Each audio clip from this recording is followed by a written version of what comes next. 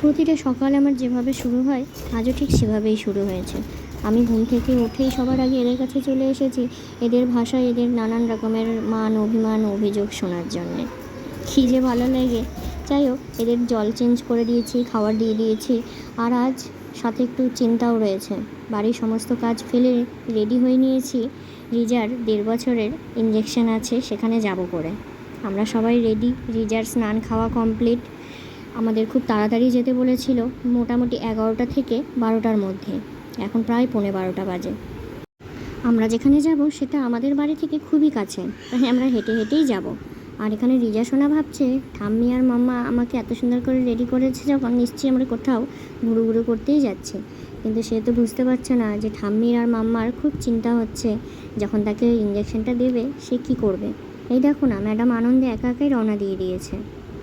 রাস্তায় যেতে যেতে এই বাড়িতে একটা কালী ঠাকুরের ছবি রয়েছে, সেখানে ও রোজ একবার করে দেখা হলেই ঠিক হাত জোর করে প্রণাম করে ফেলে।